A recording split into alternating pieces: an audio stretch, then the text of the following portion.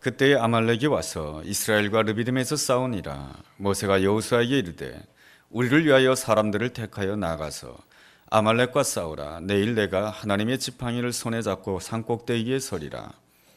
여호수아가 모세의 말대로 행하여 아말렉과 싸우고 모세와 아론과 훌은 산꼭대기에 올라가서 모세가 손을 들면 이스라엘이 이기고 손을 내리면 아말렉이 이기더니 모세의 팔이 피곤하매 그들이 돌을 가져다가 모세의 아래 놓아 그가 그 위에 앉게 하고 아론과 훌이 한 사람은 이쪽에서 한 사람은 저쪽에서 모세의 손을 붙들어 올렸더니 그 손이 해가 지도록 내려오지 아니한지라. 여호수아가 칼날로 아말렉과 그 백성을 쳐서 무찌르니라. 여호와께서 모세에게 이르시되 이것을 책에 기록하여 기념하게 하고 여호수아의 귀에 외어 들리라. 내가 아말렉을 없이하여 천하에서 기억도 못하게 하리라. 모세가 제단을 쌓고 그 이름을 여호와 니시라 하고 이르되 여호와께서 맹세하시기를 여호와가 아말렉과 더불어 대대로 싸우리라 하셨다 하였더라. 아멘. 사람들은 대체적으로 닫힌 문에 대해서 좋아하지 않습니다. 닫힌 문 앞에 서게 되면 쉽게 실망하게 되고 닫힌 문 앞에 서게 되면 쉽게 화를 내게 됩니다. 내가 뭘 잘못했다고 내 인생에 이렇게 어려운 일이 생기는 것일까 하며 낙심하기도 하고 분노하기도 합니다. 그렇지만 성경에 나와 있는 인물들을 보면 하나같이 다 닫힌 문을 경험했다라고 하는 것을 알 수가 있습니다. 모세의 경우 이스라엘 백성들을 구원하기 위해서 참 노력했던 사람입니다. 그런데 그의 앞길에는 모든 것이 닫히게 됩니다. 40년 동안 말이죠. 그에게 열렸던 문이라고 하는 것은 아무것도 없는 광야의 문밖에 없었던 것입니다. 그 40년 동안 얼마나 실망했을까요? 얼마나 낙심했을까요? 그러나 모든 것이 지나고 나서 보니 하나님이 이렇게 나를 훈련시키려고 그랬구나. 그런 것을 나중에 알게 되는 것이죠. 바울의 경우는 어떻습니까? 육체의 가시 때문에 주님 앞에 간절히 기도하였습니다. 주님, 나에게 치유의 문을 열어 주옵소서. 사실 사도 바울이 복음을 전하는 곳마다 병든 자가 있을 때 병든 자를 위해서 기도할 때마다 그 병든 자에게 치유의 문이 열렸거든요. 그러니까 복음을 전하는 자에게 육체의 가시가 생겼다라고 한다면 당연히 주님께서는 나에게도 치유의 문을 열어주셔야 된다. 그런 생각을 할 수 있었던 것입니다. 그런데 사도 바울에게는 치유의 문이 열려지지 않았습니다. 참 마음이 힘들었겠죠. 그렇지만 시간이 지나면서 사도 바울은 깨닫게 됩니다. 이래서 하나님께서 나에게 치유의 문을 닫으셨구나. 하나님께서 나로 하여금 자고하지 않게 하려고, 나로 교만하지 않게 하려고 늘 겸손하게 하나님 앞에 순종하는 자가 되도록 하기 위해서 나에게 치유의 문을 닫으셨구나. 그것을 깨닫게 되죠. 예수님은 겟세마네 동산에서 하나님 앞에 간절히 기도하였습니다. 십자가를 피할 문을 열어 주옵소서. 그러나 십자가를 피할 문, 응답의 문은 열려지지 않았습니다. 예수님에게는 모든 문이 다 닫혀졌고요. 예수님에게 열린 문이라고 하는 것은 한 가지밖에 없었습니다.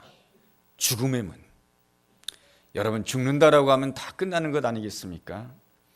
그럼에도 불구하고 예수님께서는 그 죽음의 문 앞에서도 낙심하지 아니하고 분노하지 아니하고 끝까지 하나님을 기다렸습니다. 이 죽음의 문 앞에서도 하나님께서 나를 위하여 새로운 문을 열어줄 줄로 믿습니다. 그랬을 때 3일 후에 부활의 문이 열리고 3일 후에 온 세상 사람들이 구원함을 받게 되는 구원의 문이 열려지게 된 줄로 믿습니다. 이렇게 내 앞에 닫힌 문이 있을 때에 포기하지 아니하고 끝까지 하나님을 기대하게 되었을 때에 하나님께서는 예수님에게 놀라운 권세를 주십니다. 그 권세가 무엇이냐면 생명의 문을 열고 닫는 권세를 주십니다. 그 말씀이 요한계시록 3장 8절에 나와 있습니다. 요한계시록 3장 8절 말씀에 보면 다윗의 열쇠를 가지셨다라고 말씀해 주고 있습니다. 예수님에게는 다윗의 열쇠가 주어져 있는데 그 열쇠로 열면 누구도 닫을 수도 없고 예수님께서 닫으시면 어느 누구도 열 수 없다라고 말씀해 주고 있습니다. 그렇다라고 한다면 우리 삶에 어떠한 문이 열려지느냐, 어떠한 문이 닫혀지느냐, 이런 모든 것들은 다 예수님의 손에 달려있는 줄로 믿습니다. 그렇다라고 한다면 주님께서는 왜 때때로 주님, 내가 예수님 믿는 사람 아닙니까? 내가 나와서 기도하는 사람 아닙니까? 그렇다라고 한다면 주님께서 내가 원하는 문을 열어주셔야 되는데 내가 원하는 문은 닫으실 때가 있고 내가 원치 않는 문을 열어주실 때가 있다라고 하는 것입니다. 왜 주님께서 그렇게 하시는 것일까요? 거기에는 이유가 있습니다.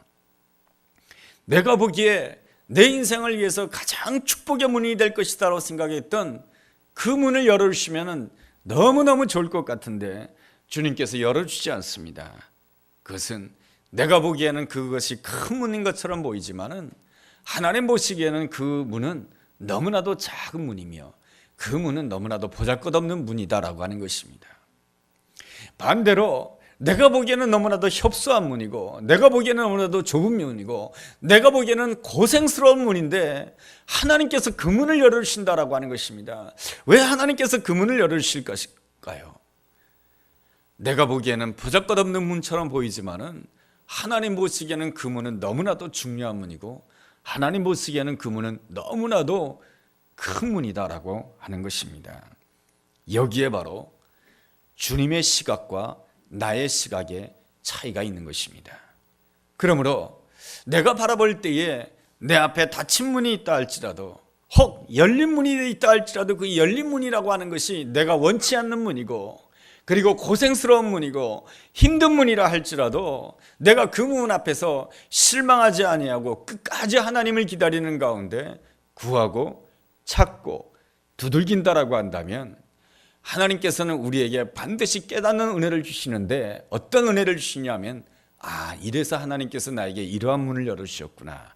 그것을 깨닫게 되고 깨달음과 동시에 하나님께서 우리에게 꼭 필요한 문, 우리에게 가장 아름다운 문을 열어주실 줄로 믿습니다. 창세기 16장에 나와 있는 말씀도 그와 비슷한 말씀 아니겠습니까? 사도행전 16장입니다. 이 사도 바울은 아시아에 가서 복음을 전하기를 원하였습니다. 아시아에 가서 돈을 많이 벌려고 가는 것이 아니에요. 그런데 주님께서 아시아로 가는 문을 닫아버리십니다. 대신 밤에 환상 가운데 마게도냐 사람이 나타나서 이렇게 말합니다. 건너와서 우리를 도우라. 주님께서는 아시아의 문을 닫아주시고 마게도냐로 가는 문을 열어주십니다. 그렇게 됐을 때 어떤 역사가 일어나게 됩니까? 로마가 복음화가 되는 것이죠. 유럽이 복음화가 되는 것입니다. 로마가 길을 다 닦아놓음으로 인해서 로마가 닦아놓은 길을 통하여서 주님의 복음이 전 세계에 퍼지게 되는 것이죠. 그때서야 사도 바울은 깨닫게 되는 것입니다. 그래서 전에 주님께서는 아시아로 가는 그 문을 닫으시고 주님께서는 유럽으로 가는 로마로 가는 길을 주님께서는 열어놓아 주셨구나. 그것을 깨닫게 되는 것이죠. 창세기에 나오는 요셉은 어떻습니까? 그에게 열린 문이라고 하는 것은 고생스러운 문 아니겠습니까? 그에게 열린 문이라고 하는 것은 지옥 같은 문 아니겠습니까? 애굽 땅에 노예 생활하고요. 노예 생활할 뿐만 아니라 감옥 생활하는 그 생활 얼마나 힘든 생활입니까? 내가 원하지 않는 문이었던 것입니다. 그런데 하나님께서는 이 요셉에게 그 요셉이 원치 않는 문을 열어주셨던 것이죠. 그렇지만 요셉의 아름다운 점은 그 닫힌 문 앞에서 그 원치 않는 문 앞에서 쉽게 실망하지 않았다라고 하는 것입니다. 그 고생스러운 문 앞에서 쉽게 분노하지 않았다라고 하는 것입니다. 하나님은 왜 나에게 이러한 문을 열어주시는가? 그러지 않았다라고 하는 것입니다. 그 가운데서도 그 고생스러운 문 앞에서도 끝까지 하나님을 기다렸을 때에 하나님이 그와 함께 하셨고 하나님이 그와 함께 하실 때에 순간순간마다 하나님께서 형통의 문을 열어주셨고 하나님의 때가 되자 애굽의 총리가 되는 성공의 문을 열어주셨고 하나님의 때가 되자 자기를 팔았던 형제들과 화해하게 되는 화해의 문을 열어주신 것입니다. 내가 보기에 내 앞에 열린 문이 힘들고 고생스러운 문이라 할지라도 그때에 내가 주의해야 될 것이 있습니다. 내가 낙심하지 않아야 됩니다. 내가 원망하지 말아야 됩니다. 그리고 화내지 말아야 됩니다. 그리고 주님을 바라보면서 끝까지 감사할 수 있어야 됩니다. 그러면 하나님이 함께 해주시고 하나님이 함께 해주시면 순간순간마다 형통의 문을 열어주실 것이며, 또한 내가 전혀 생각지도 못했던 내 생각보다 더 높으신 아름다운 문을 우리 주님께서 우리 삶 가운데 열어줄 줄로 믿습니다. 인류의 역사는 닫힌 문으로 시작되었다라고 하는 것을 알 수가 있습니다. 창세기 3장 말씀에 보면 인간 아담과 하와가 하나님 앞에서 죄를 범하게 됩니다. 그래야만 해서 에덴 동산에서 쫓겨나게 되죠. 그래서 에덴 동산에서 쫓겨나는 그 순간부터 무엇이 닫히게 됩니까? 에덴 동산의 문이 닫히게 되는 거예요. 에덴이라는 뜻이 뭡니까? 기쁨이라고 하는 뜻이에요. 기쁨의 문이 닫히게 되는 거예요. 그래서 사람들은 죄를 지음으로 말미암아서 어떤 사람이 되냐면 너무 쉽게 화를 내는 사람이 돼요. 작은 일에도 화내고 별일 아닌 것에도 분노하고 너무 쉽게 화를 내고 분노하는 인생이 됩니다. 그런데 말이죠, 하나님께서 이 땅을 사랑해 주셔서 예수 그리스도를 이 땅에 보내주심으로 인하여 예수께서 우리를 위하여 십자가에 죽으시고 예수께서 우리를 위하여 부활하심으로 인하여 요한계시록, 성경의 맨 마지막 부분 요한계시록 21장에 본다라고 한다면 이러한 말씀이 있습니다. 하나님께서 우리를 위하여서 새하늘과 새 땅을 준비해 놓았다라고 하는 것이죠. 그 새하늘과 새 땅에 들어가는 12개의 진주문을 예비해 놓으셨다라고 주님께서 말씀해 주고 있습니다. 그렇다라고 한다면 이 성경 창세기서부터 요한계시록까지 본다라고 한다면 이렇게 간단하게 말할 수가 있는 것입니다. 우리의 인류의 역사는 죄로 말미암아 닫힌 문일 수밖에 없었으나 우리를 사랑해 주시는 예수 그리스도의 보혈의 피로 말미암아 하나님께서 우리에겐 예비해 놓으신 새하늘과 새 땅이 있는데 그 새하늘과 새 땅에 우리 예수 그리스도로 말미암아 12개의 진주문이 열려졌다라고 하는 것입니다. 12개의 진주문이 열려졌다라고 하는 것은 무엇입니까? 하나님의 백성들이 들어갈 아름다운 문이 열려졌다라고 하는 것이지 않겠습니까? 주님께서는 우리를 위하여서 복된 문을 열어놓아 주시고 우리에게를 위해서 축복의 문을 열어놔 주시고 우리를 초청해 주신 줄로 믿습니다. 그런데 말이죠, 주님께서 예비해 놓으신 그 열린 문으로 들어가기까지 여러분 우리에게는 무엇이 있냐면 영적인 싸움이 있는 것입니다. 왜 그렇습니까? 이 사탄이 좋아하지 않기 때문에 그런 것이죠. 사탄의 역사로 말미암아 인간에게 기쁨의 문을 닫아놓은 것이 사탄 아니겠습니까?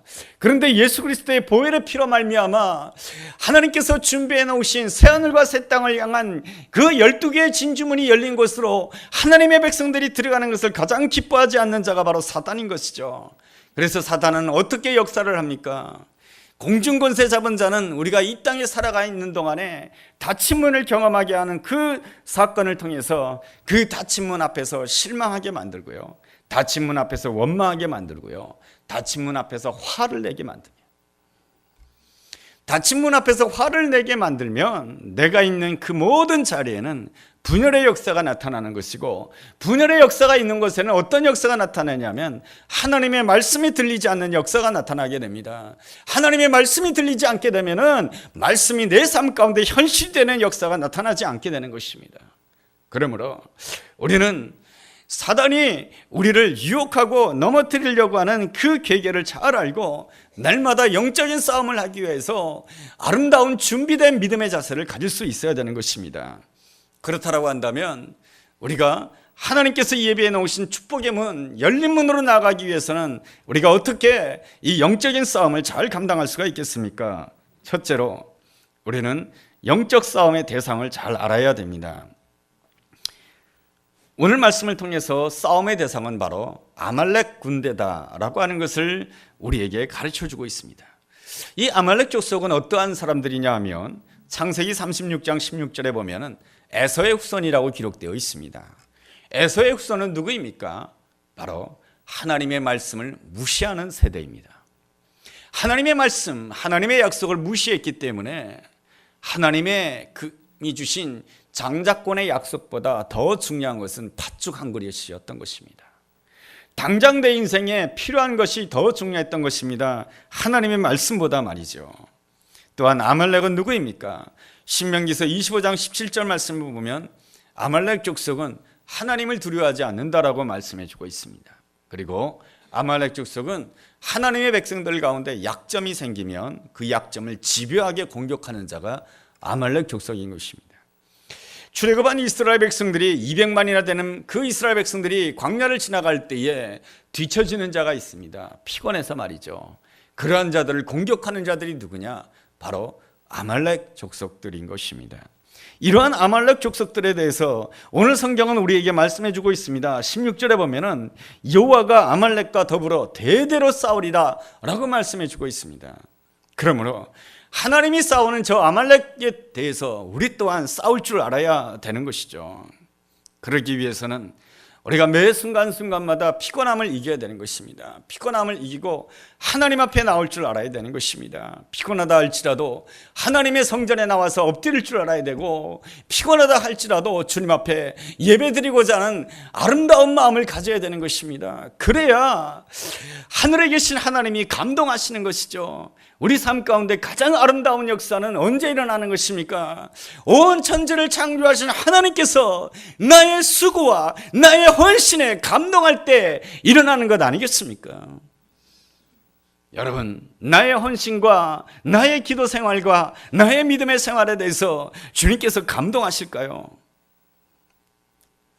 우리가 늘 깨어서 기도해야 되는 것입니다. 베드로의 경우 큰 소리 쳤습니다. 내가 주님을 죽는 자리까지 따라가겠다라고 말이죠. 그러나 예수님께서 겟세마네 동산에서 땀방울이 핏방울이 될 때까지 기도하실 때에 베드로는 피곤해서 잠을 자게 됩니다. 기도해야 될 때 피곤하다고 해서 잠을 잤다라고 한다면 결정적일 때에 승리할 수가 없게 되는 것이죠.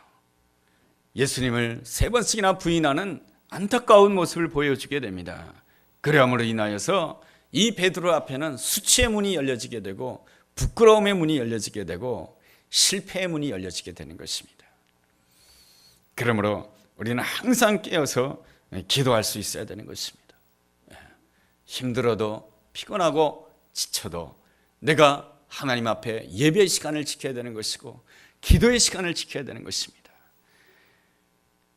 너무 세상사가 힘들어 거룩한 주일날 주님 앞에 나왔을 때에 따뜻한 본당 안에서 꾸벅꾸벅 주무셔도 하나님은 감동받으세요. 어젯밤에 밤늦게 TV 보시고 오셔가지고 주무시면 하나님은 감동받지 않으시지만은 그 힘든 세상사 마음 지치고 스트레스가 너무 나서 주님의 품이 참 아름답습니다, 그 마음을 가진다라고 한다면, 목사님은 지금 무슨 설교를 하고 있는지 난 잘 모르지만 여기가 하나님의 품인 줄로 믿습니다 하고 이렇게 앉아 있으면 우리 주님이 감동받으시고 축복해 줄 줄로 믿습니다. 둘째로 아말렉이 공격하는 공격의 때를 잘 알아야 되는 것입니다. 8절 말씀에 보면 그때에 아말렉이 와서 이스라엘과 르비딤에서 싸우니라. 그때란 언제입니까? 바로 르비딤에 있을 때입니다. 르비딤에서 어떤 일이 일어났습니까? 물이 없다고 하는 그것 때문에 이스라엘 백성들이 모세와 다툽니다. 물이 없다라고 하는 사실 때문에 이스라엘 백성들이 여호와를 시험합니다. 그러므로 그때란 언제이냐? 아직까지 이스라엘 백성들의 믿음이 부족할 때입니다. 여러분, 언제 아말렉 군대가 공격합니까? 내 믿음이 성장해야 될 때 아말렉 군대가 공격하는 것입니다.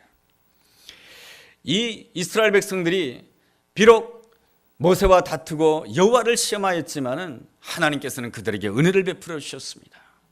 반석 위에 자신이 서시고 이 모세로 하여금 자신을 치라고 하였습니다. 주님께서 대신 맞으시고 대신 주님께서 아프심으로 인하여서 우리에게 은혜를 베풀어 주셨다라고 하는 것입니다. 여러분, 이 아말렉 군대의 시험은 언제 주어진지 아십니까? 내가 부족함에도 불구하고 하나님의 은혜를 받게 되었을 때에 사단이 시험을 하게 되는 것입니다. 왜 그렇습니까? 은혜를 받게 되면은 온전히 하나님의 사람이 되기 때문에 이 아말렉 군대가, 이 사단이 가만 놔둘 수가 없게 되는 것이죠. 그러한 점에서 그때란 언제이냐? 은혜를 받을 때인 것입니다. 은혜를 받았으니 하나님의 사람은 무엇을 감당할 수가 있습니까? 다음에 밀려오는 시험을 감당할 수가 있는 것입니다. 누가 사단의 시험을 감당할 수가 있습니까? 은혜를 받은 자만이 시험을 감당할 수가 있는 것이죠. 그러한 점에 있어서 이 사단이 언제 시험을 하게 되는 것입니까? 내가 그 시험을 감당할 수 있을 때에 하나님께서는 그 사단의 시험을 허락해 주는 것이죠. 그래서 아말렉 군대가 내가 감당할 수 있을 때 그때 시험을 허락해 주는 것이죠. 하나님께서는 왜 시험을 허락하시는 것입니까? 그 시험을 잘 감당함으로 인하여서 내가 생각지도 못했던 놀라운 문을 열어주시기 위한 것이죠. 이 놀라운 시험을 잘 감당했던 사람이 바로 아브라함이라고 하는 사람입니다. 창세기 12장에 보면은 아브라함이 가나안 땅에 기근이 들게 되자 애굽 땅으로 내려가게 됩니다. 그런데 애굽의 바로 왕이 자기 아내를 보면 자꾸 를 보는 거예요. 보니까 자기 아내의 미모에 반해가지고 자꾸 자기 아내를 달라 그러는 것 같아요. 자기 아내를 안 줬다가는 내가 죽을 것 같으니까 아브라함이 뭐라고 이야기를 하냐면 이 여인은 내 누이입니다 라고 소개를 하게 됩니다. 그러나 하나님께서는 아브라함의 못난 점에도 불구하고 사라를 빼앗기지 않게 하시고 그리고 사라를 보호해 주시고 뿐만 아니라 그 아브라함의 가정에 풍성한 물질까지 주시면서 은혜와 축복을 주셨습니다. 아브라함의 부족함에도 불구하고 하나님이 은혜를 베풀어 주시는 하나님이신 것이죠. 여러분, 내가 꼭 잘해야만이 하나님이 나를 축복하시고 나를 보호해 주시는 하나님이 아니십니다. 내가 부족해도, 내가 못나도, 보잘것없어도, 실수해도 하나님께서는 예수 그리스도로 말미암아 나에게 은혜를 베풀어 주시는 좋으신 하나님이신 줄로 믿습니다. 그러므로 늘 고백해야 되는 것입니다. 나의 나됨은 하나님의 은혜인 줄로 믿습니다. 여러분, 그러한 순간에 바로 사단이 시험을 하게 되는 것이죠. 어떤 시험이 찾아오게 됩니까? 아브라함과 조칼로 사이에 갈등이 생기게 되는 것이죠. 많은 물질로 말미암아 갈등이 생기게 되는 것입니다. 헤어져야 될 때예요. 그래서 아브라함이 어떻게 하게 됩니까? 네가 우하면 내가 좌할 것이며 네가 좌하면 내가 우할 것이다 라고 표현을 하게 됩니다. 그랬을 때 그 시험을 믿음으로 잘 이기게 됩니다. 내 인생의 진정한 축복은 환경과 조건 때문에 주어지는 것이 아니고 내 인생의 모든 축복은 오직 여호와 하나님께로부터 오는 줄로 믿습니다. 그러한 믿음을 가지고 그 시험을 감당하게 되었을 때에 하나님께서 이 아브라함에게 어떠한 약속의 말씀을 줍니까? 너는 동서남북을 바라보아라. 이 모든 것들이 다 너의 것이 될 것이다. 너에게 필요한 문이 있느냐? 그러면 내가 동문을 열어줄 것이다. 너에게 필요한 문이 북문이냐? 그렇다고 한다면 내가 너에게 북문을 열어줄 것이며 너에게 서쪽이 필요하냐? 그러면 서문을 열어줄 것이며 너에게 동쪽이 필요하냐? 그러면 내가 너에게 동문을 열어줄 것이다. 이것이 바로 시험을 이긴 자에게 주어지는 하나님의 놀라운 은혜와 축복이 아니겠습니까? 그러므로 우리가 어떠한 시험을 만난다 할지라도 우리는 그 시험 앞에서 실망하지 마시고 화내지 마시고 오직 주님을 찾고 구하고 두드리게 되었을 때 우리 삶 가운데 가장 필요한 문, 가장 아름다운 문을 우리 주님께서 열을 줄로 믿습니다. 셋째로 영적 전쟁의 방법을 알아야 됩니다. 9절 말씀을 보게 되면 모세가 여호수아로 하여금 나가서 싸우게 만듭니다. 아말렉 군대와 싸우라고 하는 것이죠. 그리고 모세 자신은 어떻습니까? 아론과 훌과 함께 산꼭대기에 올라가서 기도를 하게 됩니다. 어떻게 합니까? 여러분, 하나님의 지팡이를 들고 하나님 앞에 기도합니다. 두 손을 들었다라고 하는 것은 무슨 뜻입니까? 내 연약함을 고백하는 것입니다. 그리고 하나님의 지팡이를 들었다라고 하는 것은 무엇입니까? 하나님의 지팡이를 들었다라고 하는 것은 우리 삶의 모든 전장의 승패는 하나님께 달려 있는 줄로 믿습니다. 여러분, 이스라엘 백성들이 출애굽할 수 있었던 이유가 무엇입니까? 하나님의 지팡이로 나일강을 쳤기 때문에 이스라엘 백성들이 출애굽할 수가 있었던 것이고, 하나님의 지팡이로 홍해바다 옆에 내밀게 되었을 때 홍해바다가 갈라진 것 아니겠습니까? 그래서 모세가 하나님의 지팡이를 들고 하나님 앞에 기도했다라고 하는 것은 무엇입니까? 내 앞에 닫힌 문이 있게 되었을 때, 내 앞에 아말렉이라고 하는 엄청난 시험이 있게 되었을 때 이 모세가 어떻게 기도했냐면 제일 먼저 내 연약함을 놓고 하나님 앞에 기도했던 것입니다. 나의 죄악을 놓고 하나님 앞에 기도했던 것입니다. 내 부족함을 놓고 하나님 앞에 기도했던 것입니다.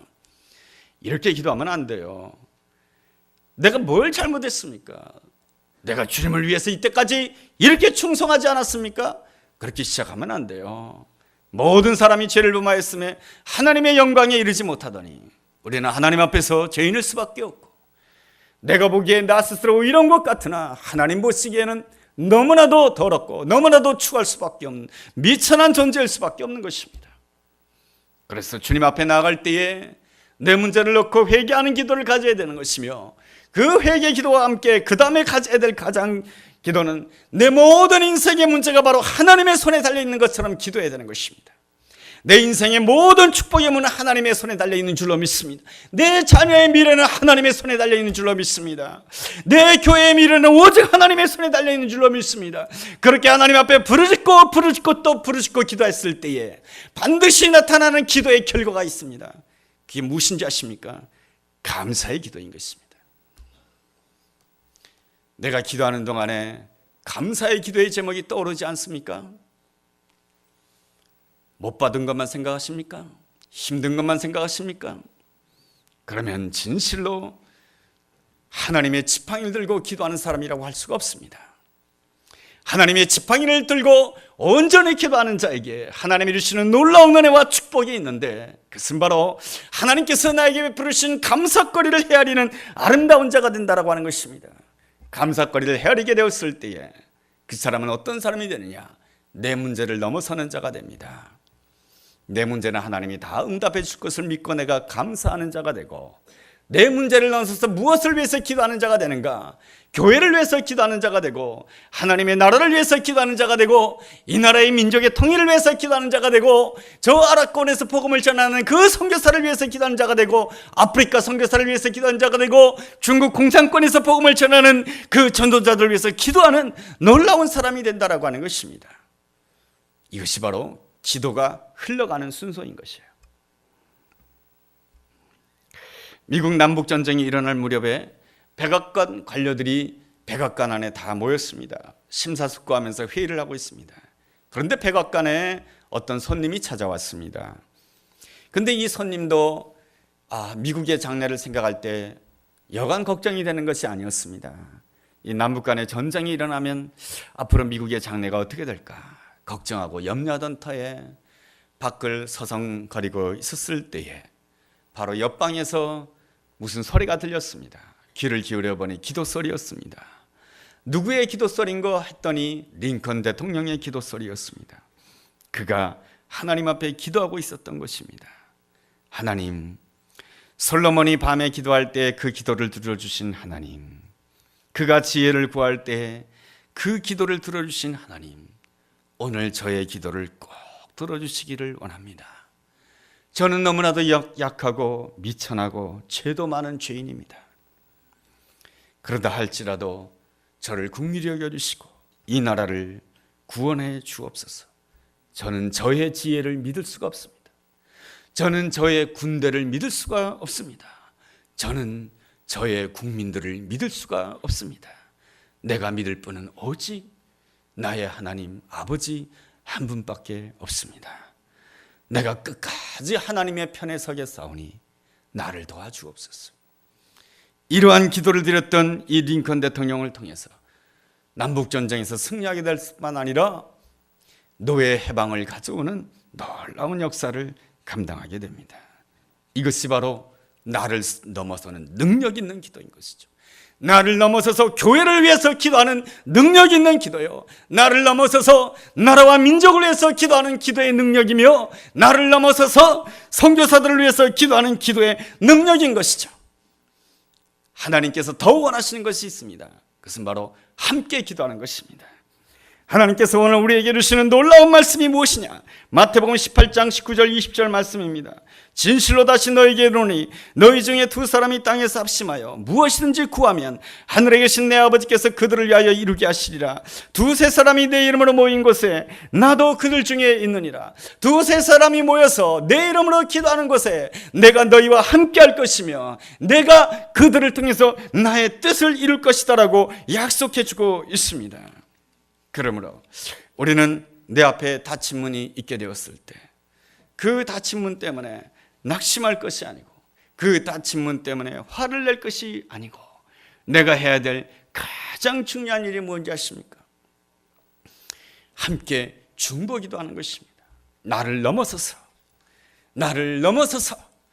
하나님의 나라를 위하여서, 교회를 위하여서 간절하게 중보기도할 수 있는 사람이 될 수 있으면 참 하나님께서 엄청나게 역사해 주십니다. 하나님께서 그러한 기도하는 자들을 통하여서 누구를 통해서 하나님께서 역사하시는가? 기도의 부담감을 가진 사람을 통해서 하나님께서 역사하시는 것이죠. 모세가 산꼭대기에 올라가서 기도하기를 했을 때, 너무 힘들게 되었을 때 모세 홀로만 기도하게 하지 아니하시고 아론과 훌이 함께 그 손을 붙잡고 기도하게 한 것이죠. 하나님께서는 누구를 통해서 역사하시는가? 우리가 살아가는 모든 삶 가운데는 문제가 있습니다. 여러분, 두세 사람이 모인 곳에는 항상 문제가 있어요. 두세 사람이 모인 곳에는 항상 상처가 있고 아픔이 있어요. 그래서 가정에도 상처가 있는 것이고 교회에도 상처가 있는 것이고 직장에도 상처가 있는 것이고 두세 사람이 모인 곳에는 항상 아픔과 상처가 있는 것이죠. 그러기에 주님께서는 우리에게 말씀해 주시는 것이죠. 두세 사람이 모인 곳에 상처가 있으니 두세 사람이 모여서 예수의 이름으로 기도하라고 말이죠. 그랬을 때 어떠한 역사가 일어나는가? 예수의 이름으로 내 앞에 있는 모든 문제가 예수의 이름으로 돌파되는 아름다운 역사가 일어나게 된다라고 하는 것입니다. 여러분, 문제가 있게 되었을 때 아내가 남편에 대해서 비난하는 거 뭐 쉽죠. 그리고 아내를 향해서 당신이 하는 일이 무엇이냐고 말하는 거 쉽죠. 교회 안에서 누군가를 비판하는 거 너무너무 쉽죠.